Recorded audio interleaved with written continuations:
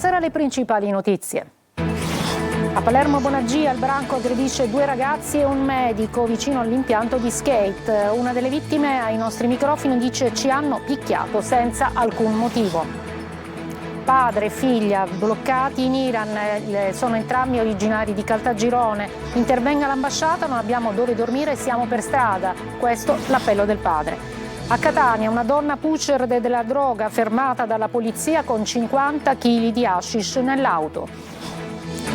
A Palermo il leader del Movimento 5 Stelle Conte sotto il murale di Falcone e Borsellino per manifestare con le opposizioni chiede le dimissioni del presidente della regione. A Scicli nel Ragusano e caccia, B&B e case vacanza fantasma e arrivano le prime sanzioni. Il Catania ancora vittorioso al Massimino, basta un gol di Forte per avere la meglio sul Latina e riprendere la marcia dopo la caduta di Casarano. L'allenatore toscano dice: dalle sconfitte si impara.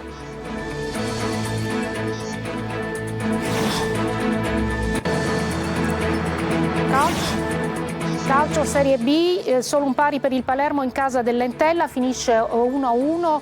Si sblocca poi Ampalo, ma il gol del bomber rosanero non è bastato per ritornare alla vittoria.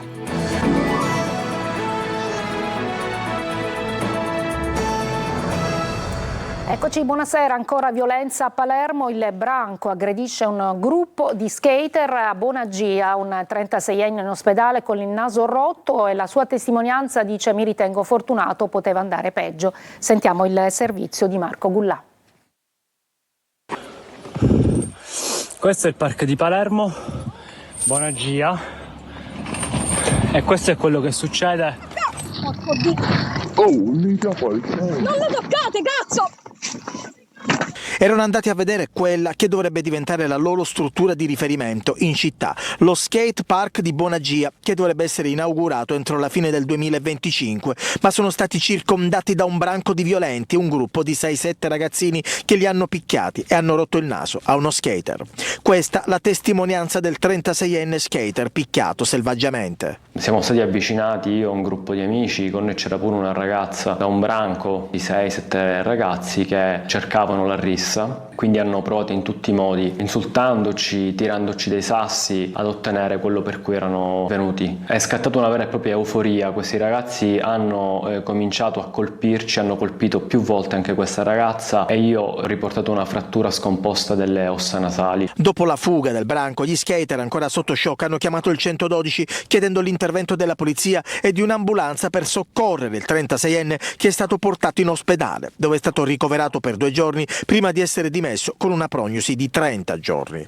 Noi siamo stati relativamente fortunati perché poteva andare peggio, questi ragazzi potevano avere un coltello addosso. Mi ritengo in un certo senso quasi fortunato a essere stato io il succube di questa aggressione e non ragazzi minorenni che spesso sono con noi, perché oltre al trauma fisico potrebbe esserci stato anche un grave trauma psicologico che si sarebbe trascinato per tutta la vita.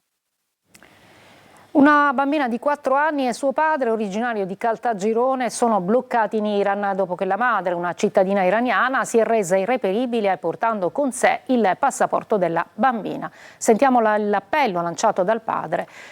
Sentiamo. Sono Andrea Papale, padre di Flora, sono un cittadino italiano bloccato in Iran. Praticamente mi trovo qui da 21 giorni, sono venuto a visitare mia figlia come regolarmente faccio. C'è una separazione in corso con la madre italo-iraniana che ha portato la bambina qui in Iran illegalmente 2 anni fa. Regolarmente vengo a visitare mia figlia, questa volta la mamma è scomparsa circa 10 giorni fa.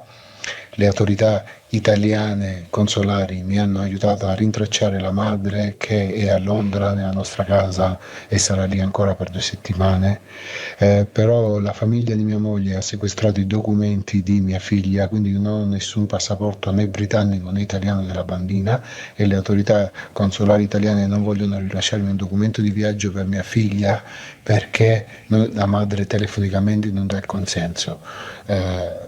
chiedo allo Stato italiano, alle autorità di aiutarci. Mia figlia ha il diritto sacrosanto di tornare in Italia e di essere protetta. Qui abbiamo finito i soldi, non abbiamo più dove stare, non abbiamo accesso a cure mediche d'emergenza. Se ha bisogno di un dottore mia figlia, siamo per strada, abbiamo veramente bisogno di aiuto con questo sequestro dei documenti e l'assenza della madre. È l'autore di 9 rapine notturne in pizzerie e ristoranti del Catanese, finito così in carcere, un 35enne, condotti da acrobata. Sentiamo Roberta Lunghi. Uno specialista nel furto notturno all'interno di pizzerie e ristoranti, con sole 2 incursioni in altre tipologie di esercizi commerciali, un negozio di ceramiche e una profumeria. In tutto 9 gli episodi tra Via Grande, Aci Bonaccorsi e Mascalucia nel Catanese tra il febbraio e il luglio di quest'anno, attribuiti a Luigi Pulvirenti, 35 anni, arrestato e condotto in carcere dai carabinieri di Acireale. Fisico asciutto e capacità da acrobata, tanto da infiltrarsi anche attraverso il foro di una canna fumaria, come immortalato dalle immagini di videosorveglianza di una pizzeria a Via Grande la notte del 1° febbraio. L'uomo si sarebbe introdotto con un complice ancora non individuato per poi rubare il registratore di cassa. Da quel primo colpo Pulvirenti avrebbe rubato in un'altra pizzeria di Via Grande, forzando una porta secondaria, poi in ristoranti di Aci Bonaccorsi e Mascalucia, una gastropescheria di Via Grande violata per 2 volte e da cui avrebbe sottratto la seconda volta oltre al fondo cassa anche 5 kg di tonno. In tutti i casi le analisi dei sistemi di videosorveglianza hanno permesso ai carabinieri di Via Grande, che hanno condotto le indagini, di ricostruire le dinamiche di ciascuno degli episodi e di individuare Pulvirenti come il presunto autore. A completare il puzzle anche gli abiti indossati durante le rapine, del tutto simili a quelli ritrovati nella sua casa. Una donna pusher catanese è stata arrestata dalla polizia, fatale un controllo stradale e il nervosismo della donna ha sequestrati oltre 50 kg di hashish. Tonino De Mana.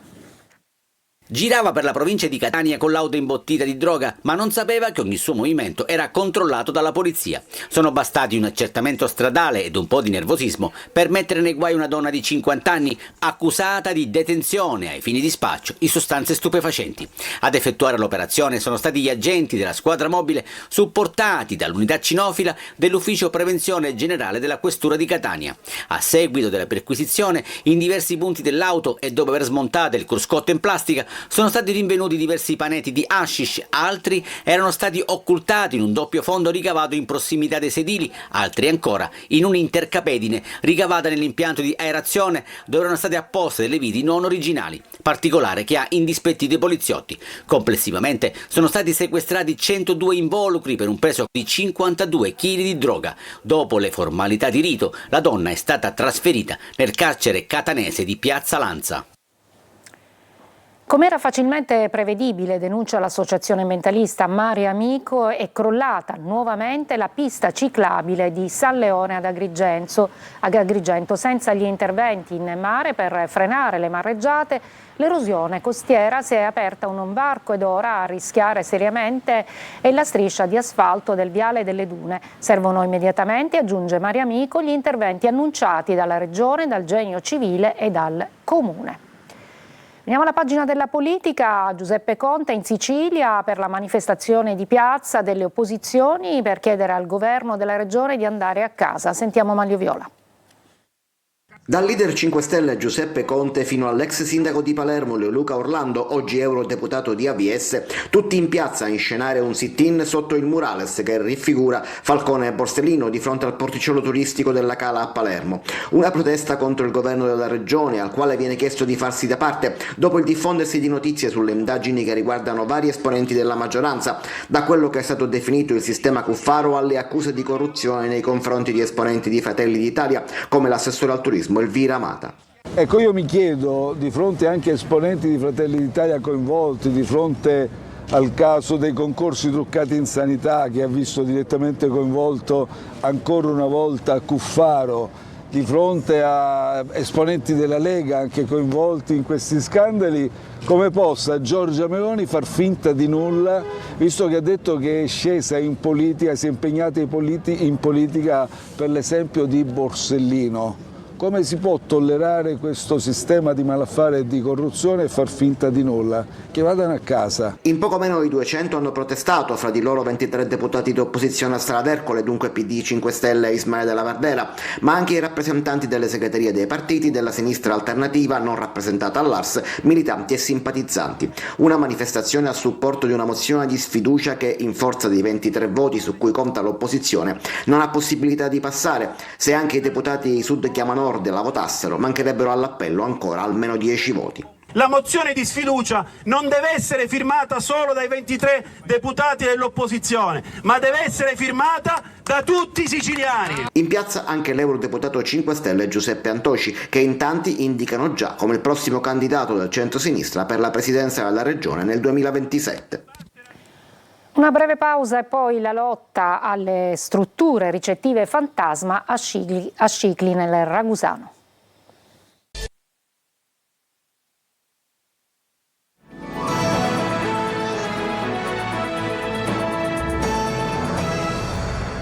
A Scicli nel Ragusano, lotta alle strutture ricettive fantasma. Il comune ha creato una task force mesi fa che sta setacciando l'intero settore contro l'esercizio abusivo. Scovata e sanzionata la prima struttura. Veronica Barbarino. Mancato pagamento della tassa di soggiorno e concorrenza sleale sono alcuni dei fenomeni finiti nel mirino della task force del comune di Scicli, in azione per scovare strutture ricettive abusive sul territorio. La volontà dell'amministrazione è quella di dare un servizio di qualità al turista, tutelare quelle strutture in regola e l'immagine di una Scicli che rischia di mettere in ombra l'identità UNESCO del centro storico. Esistono infatti sul territorio attività fantasma di accoglienza che non riscuotono né versano l'imposta di soggiorno al comune e non assicurano gli standard di servizi adeguati, creando concorrenza alle imprese che operano in regola. Non è facile andare a intercettare, andare a incrociare tutti i dati. Quindi c'è stato un lavoro di sinergia tra l'ufficio tributi, che è l'elenco di tutte le strutture, in collaborazione con la polizia municipale, perché all'ufficio antievasione. Quindi si sono incrociati tutti i vari dati e da qui già è nata una prima sanzione di 4.000 euro. La struttura individuata nei giorni scorsi era priva di SCIA, CIN e CIR e totalmente sconosciuta al fisco. Ogni struttura per legge, inclusi B&B e affitti brevi, deve ottenere il CIN registrandosi nella banca dati nazionale delle strutture ricettive. Questo codice va poi esposto in modo ben visibile e inserito in tutti gli annunci pubblicitari. I controlli proseguiranno. Alla vigilia della giornata contro la violenza sessuale sulle donne, a Catania un incontro per imparare tecniche di autodifesa con le arti marziali. Emanuela Corsi. Stalking, scippi, violenze sessuali, femminicidi. Per le donne oggi sapersi difendere è fondamentale, alla luce dei fatti di cronaca che le vedono vittime di continui atti di violenza. Alla vigilia del 25 novembre a Catania, oltre 70 donne si sono date appuntamento sul tatami per apprendere tecniche di difesa personale e aumentare la propria autostima in caso di situazioni di pericolo. Si dà la possibilità di conoscere un'arte marziale come il Jiu-Jitsu, in questo caso con delle tecniche di autodifesa, proprio per capire che oggi le donne, proprio per tutto quello che accade, per qualsiasi tipo di violenza, non solo l'estremità del femminicidio, ma oggi purtroppo spesso si parla di violenza anche domestica, di stalking, violenza psicologica anche sui social. Il messaggio che noi come comunità del nostro dojo vogliamo mandare alle donne è quello di avere più fiducia in se stesse. Il Jiu-Jitsu è un'antica arte marziale giapponese. Il principio di base sta nell'applicare una determinata tecnica proprio nell'ultimo istante dell'attacco subito, in modo da utilizzare la potenza dell'avversario contro di lui. Veniva praticata dai samurai come disciplina di difesa, tecnica di difesa per difendere quelli che potevano essere gli shogun o gli imperatori. Viene studiata come tecnica di difesa e non mai di offesa, però principalmente studiava tutto quello che potevano essere le caratteristiche nostre per sfruttare il nostro fisico nei confronti di un avversario che ci vuole attaccare. Ai giorni nostri dove viene utilizzata molto spesso sia nelle scuole di polizia che in tanti corpi armati come tecniche di difesa o di offesa secondo quello che si vuole utilizzare. Come scriveva Jane Austen, le donne hanno diritto di chiedere l'amore e il rispetto che meritano. Non siamo fatte per subire, ma per brillare con la nostra unicità. Breve pausa e poi il calcio, vittoria casalinga del Catania contro il Latina, invece il pareggio del Palermo con l'Entella.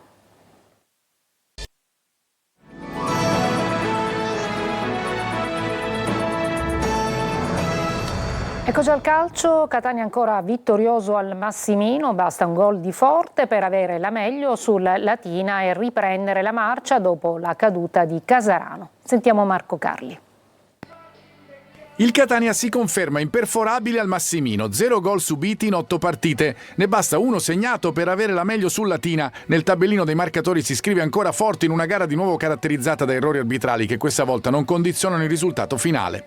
Toscano, con tante assenze soprattutto nel reparto arretrato, si affida ad Allegretto. Corbari gioca dal primo in mediana, in attacco Forte preferito a Caturano. Subito colpito duro alla caviglia Ciccerelli da Porro, deve lasciare il campo. Entra Jimenez. È proprio il nuovo entrato a condurre il pallone nella metà campo avversaria, servendo Forte. Stop dell'attaccante che appena entrato in area lascia partire un sinistro preciso nell'angolo opposto. La palla si insacca, 1-0 per il Catania, rete numero 5 per la punta in campionato. I rossazzurri controllano e pungono. Su angolo di Jimenez la palla arriva sui piedi di Casasola che di sinistro indirizza in porta, salva Calabrese sulla linea. Ancora Catania, dopo un'azione di Jimenez, Basti allontana ma la palla finisce sui piedi di Donnarumma che conclude, il portiere respinge e Forte in acrobazia manda fuori di poco. I rossazzurri legittimano il vantaggio e lo difendono col loro portiere, gran parata di Dini sulla conclusione di Parigi dopo un calcio d'angolo. Ci prova anche Riccardi, bella conclusione dal limite che si spegne di poco a lato, qualche brivido ma si resta sull'1-0. Ecco di nuovo il Catania, Forte di testa prolunga benissimo per Lunetta che lascia partire una bella conclusione respinta bene da Basti. Dopo 2 episodi dubbi nell'area laziale fra fine primo tempo e inizio del secondo, Forte scatta, supera il portiere ma si allarga e su di lui torna Parodi che respinge la conclusione. Toscano cambia l'attacco, fuori Forte Lunetta, dentro Caturano ed Ausilio. Quest'ultimo appena entrato serve Corbari che conclude fra le braccia di Basti. Bravissimo il portiere subito dopo, su colpo di testa di Di Gennaro, conclusione dal limite dell'area piccola e parata distinto. Si resta sull'1-0 ed è anche il risultato finale. Il Catania torna subito a correre davanti al presidente Pelligra, conferma la tesi. Nel suo fortino può costruire il sogno da alimentare però anche lontano dalle mura amiche a partire da Picerno sabato prossimo. Adesso sentiamo l'allenatore toscano nel post partita che dice dalle sconfitte si impara. Le sconfitte ti devono insegnare qualcosa. Noi quella di Cosenza ci ha insegnato che non dovevi portartela dietro perché, come non abbiamo fatto questa settimana, perché c'è un'altra partita successiva che devi rispondere presente e hai bisogno di portartela a casa. E oggi i ragazzi, per quello martedì ai ragazzi ho detto anche per iniziare a vincere bisogna sapere anche perdere, perché se no non potrai mai vincere. E i ragazzi l'hanno capito, perché da quelle sconfitte devi lasciartela alle spalle, capire il perché sono arrivate e affrontare l'altra con il piglio giusto come ha fatto oggi la squadra. Sappiamo che sono queste partite che ti portano poi a scalare la classifica e l'hanno fatto benissimo. L'unico rammarico è non averla chiusa prima per le tante occasioni create, però dal punto di vista della prestazione chi è entrato anche oggi, l'avevo detto a Casarano, si sarebbero rifatti e oggi l'hanno fatto bene. In Serie B il Palermo continua a deludere, il pari di ieri contro l'Entella ha evidenziato tutti i limiti della squadra di Inzaghi. Marco Gullà. Il Palermo scivola in classifica, il pari esterno contro l'Entella non fa che alimentare il periodo opaco dei rosanero, ancora inconcludenti, senza identità, con un centrocampo da formaggio svizzero, pieno di buchi. E poi la difesa che fino a qualche giornata fa era il punto di forza, adesso invece è costantemente perforata, come ieri dal gol di Tiritiello al tramonto del primo tempo. Nella ripresa ci ha pensato poi Giampaolo ad aggiustare lo score, sembrava il preludio al riscatto dei siciliani, che invece non è arrivato. Il Palermo ha anche rischiato di perdere una partita che doveva segnare la riscossa. La traversa colpita da Franzoni ancora trema e poi clamoroso gol fallito nel finale da Russo. Secondo me siamo partiti bene col palo di Uggello e l'occasione di Leguaron che ha messo la palla dietro poi a un palo, probabilmente poteva anche tirare. È chiaro che dobbiamo andare in vantaggio quando creiamo quelle occasioni, poi abbiamo preso un gol che è una squadra che deve ambire a vincere le partite, non può prendere per me. E poi è stata in salita, secondo me il secondo tempo l'abbiamo fatto bene per 20 minuti. Però non riusciamo a vincere, c'è ancora qualcosa che non va, dobbiamo fare di più e speriamo dalla prossima, ormai questa è passata. E come l'anno scorso e come l'anno prima, sembra un campionato fino adesso fotocopia quello del Palermo, anche ieri stessi errori delle stagioni addietro. È stata una partita difficile come ci aspettavamo, è un campo particolare, sono una squadra in salute, abbiamo cercato fino alla fine di vincerla e ha fatto la partita secondo me che sicuramente dovevamo fare e dobbiamo stare più attenti perché abbiamo lasciato delle occasioni troppo facili nella troppa voglia di vincerla, dobbiamo essere più equilibrati. Rosanero che torneranno in campo sabato al Barbera alle 19:30 contro la Carrarese. È tutto per questa edizione, grazie per l'attenzione e buona serata.